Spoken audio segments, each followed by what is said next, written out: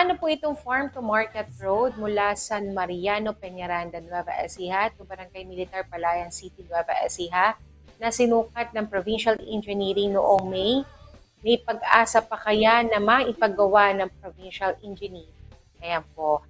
Tayo po ay nakipag-ugnayan sa PEO at yun po sa kanila, ito po ay nasa AIP 2025 and 2026 na itong proyektong ito. So, hintay-hintay na lang po tayo at waiting na lang po sa budget para po nang sa gayon maipagawa na itong Farm to Market Road mula po sa San Mariano, Peñaranda, Nueva Ecija to Barangay Militar, Palayan City, Nueva Ecija.